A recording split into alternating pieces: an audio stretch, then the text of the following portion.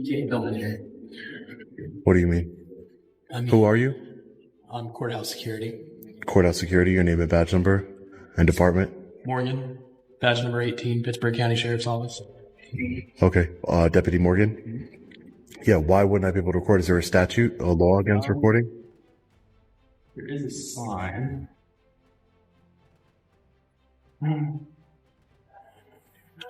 Yeah, signs really don't concern me. Anybody can make a sign. I could make a sign and put it on my chest and walk around saying I can record anywhere I want. That wouldn't trump the law, would it? Right? You Just could. an ask from the commission if you get permission before you film on the courthouse grounds. Yeah. So while I respect them trying to say that I need to ask, but I don't. I mean, I really don't respect it. But I don't listen to policy. I follow the law, sir. And you are law enforcement, and you're not policy enforcement, or you don't work at the behest of the commissioners. Commissioners can't just make law by stating something, right? Just saying that, can't wear a hat inside of the building, or certain people of certain colors, or, it's a slippery slope, right? So let's be careful about enforcing policies when you're law enforcement. Just take some pictures and video here. That's all. Okay, what for? I'm an independent journalist. I'm just working on a story here for the county. Okay. All right, you have a good day. You too. Thank you. How's it going, sir? Hey, did you see the sign up front? There's no filming in this building. Who are you, sir? I'm Deputy Fur, Deputy Fur? Pittsburgh County Sheriff's Office. With what sheriff's office? Excuse me. Pittsburgh County. Pittsburgh County Sheriff's Office. Yeah, there's a sign up there. Did you call the number? No, I didn't call the number. It starts with a simple question, but the tension builds fast. A man stands inside a public courthouse, camera rolling, when security steps in and demands answers. Names are exchanged, badges are shown, authority is established, but the camera keeps recording. The real issue isn't the person holding it. It's the question behind it. Is recording illegal? Is there an actual law that forbids it? The answer comes back vague. A sign. Just a sign. And that's where the moment shifts. Because signs aren't laws. Policies aren't statutes. Anyone can post a rule, but only the law carries weight. As the narrator calmly explains, law enforcement exists to enforce law, not personal preferences or administrative comfort. If policies become law without debate, accountability disappears. This isn't about causing trouble. It's about documenting reality. And in that moment, with the camera still rolling, a simple act turns into a quiet test of constitutional boundaries. I saw the sign. Yeah, I did see the sign when I walked in. There's no statute associated with that sign or any sort of... It's like courthouse law, or not law, rule or something. A courthouse rule? Yeah. Do you have a rule? Do you have an order? Huh? Say again? Is it a rule or just a... It's a rule for the courthouse. The judges put it in place. So, it's not illegal, but they prefer you to call it. Are you Okay. press? Yeah, I'm an independent journalist. Independent? Do you have a press ID? No, I don't identify myself to law enforcement unless I've broken the law. It's just what I do. It's my policy. Okay, My company's do you policy. have an identification ID? A driver's license? Yes. No, I do.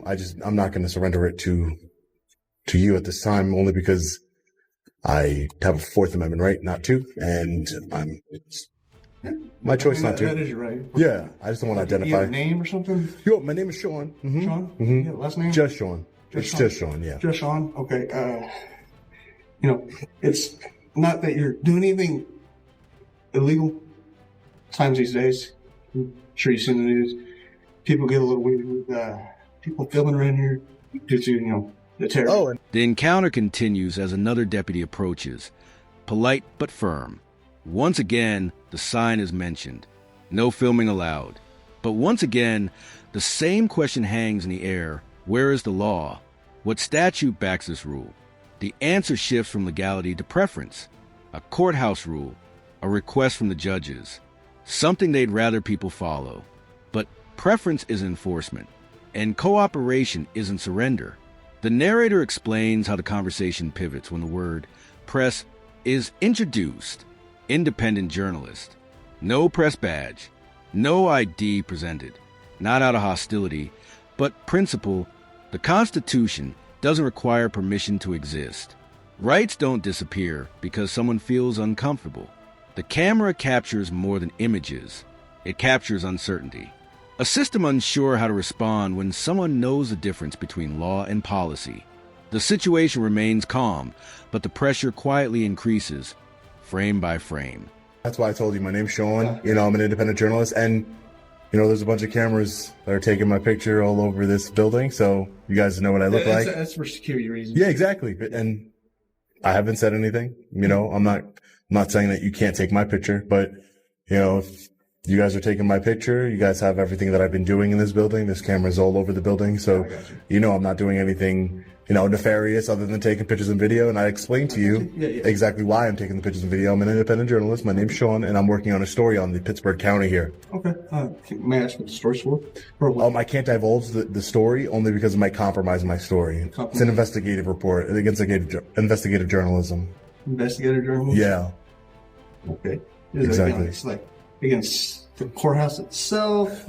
Just the county in general. Just the county? The county in general. Oh, okay. Oh, you haven't tried to, you know, overstep your authority in any way? You know, you can ask for ID all you want, but I can politely decline. Only, like I said, I'm not trying to be difficult. I don't think that is difficult. I think it's just, you know, a citizen exercising his rights is never a bad thing, especially for someone like you who took an oath to uphold those rights, you know? That's true, yeah. So, before I leave, I'll get you that information. I promise you, all right? Thanks, Deputy Fur. Thanks, Sean. Appreciate you. Be safe. Thank you. Thank you. Thank you, sir. Hey, Sean. Yes, sir. Can you come here and talk to me for a minute? Yeah, no problem. What's going on? Our Backfires asked us to have you stop recording. If you do not stop recording, we're going to have to charge you with obstruction and then take Obstruction of what? obstruction of justice since you're asking me. The tone softens, but the stakes rise. Officers mention security concerns. The world is different now, they say. People are nervous. Cameras make them uneasy. Terrorism is brought up. Fear enters the conversation. But fear doesn't cancel rights. And the narrator reminds us of that balance. Cameras are already everywhere. Every hallway, every entrance, every movement recorded by the building itself. Yet when a citizen documents the same space, it suddenly becomes suspicious. The journalist explains his purpose clearly. No hidden agenda, no malicious intent, just documentation, just accountability, an investigative story. Details withheld, as they often are in journalism, to protect the work. This moment is calm, respectful, almost cooperative, but it's fragile, because when authority feels challenged, even politely, patience can wear thin. The camera keeps rolling, capturing a system deciding how far it's willing to go. Sorry. Can I speak to a supervisor? Yeah, I can get that arranged, man. Yeah, I would like to speak to the supervisor because I think you guys would be making a big mistake. I was ready to actually leave. I just have to do my open records request and get out of here. So, you know, now being told that I will be charged with obstruction of justice for exercising a constitutional right, it just doesn't seem like I told you who I was. I'm a journalist. I know. You know, I'm trying to de-escalate the situation, but I don't take too kindly to being threatened with arrest, my freedom taken from me, right? So if I could speak to a supervisor, that'd be perfect. Yeah, we're getting in contact with him right now. Because, like I told you, I already went through excuse me, ma'am. I already went through the entire building, and I'm here at the county clerk to do an open records request, as is my right for public information. So trespassing me from the building or obstruction of justice, that would be violating that right, deputy. And you might get it. And listen, we had a great conversation upstairs. Hey, Sean. Hey. If you're done recording and you were just about to leave anyways, that's fine. The sheriff said it'd be a while before he come talk to you. Said it'd be about an hour, but I could take down your number and he can give you a call when he's free. You don't have any supervisors besides the sheriff?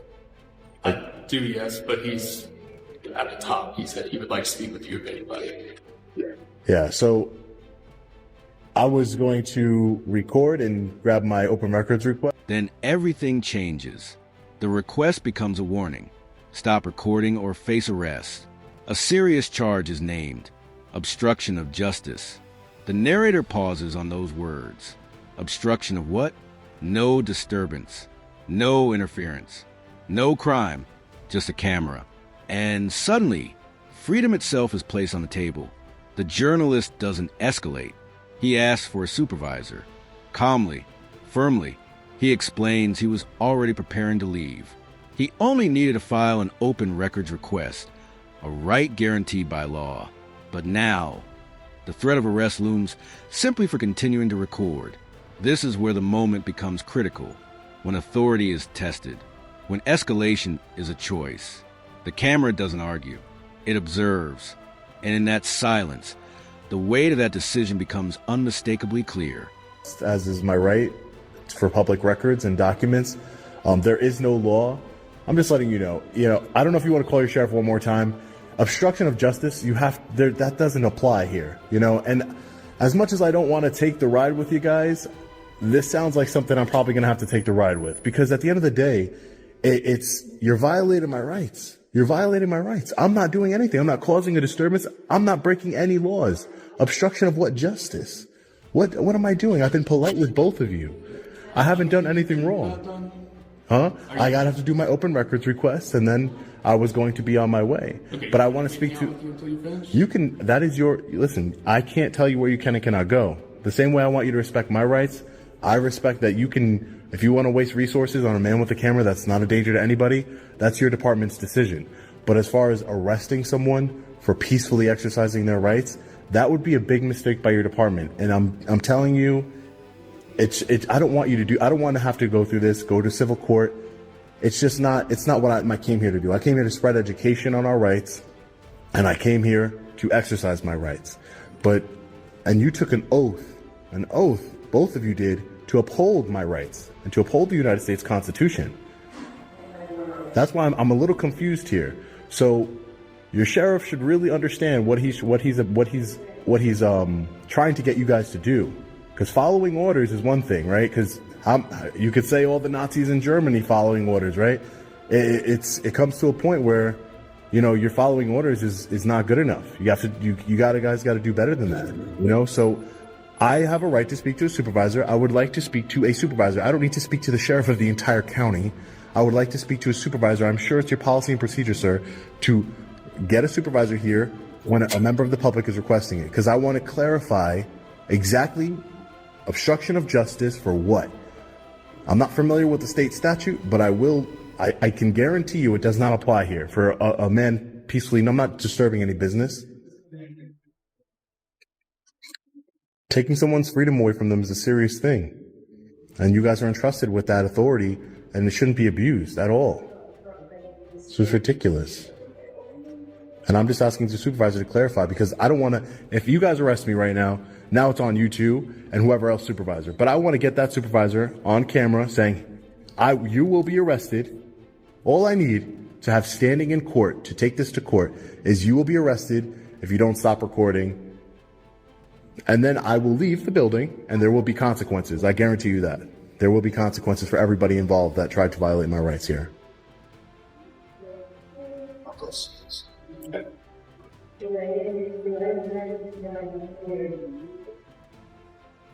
Now the encounter reaches its peak.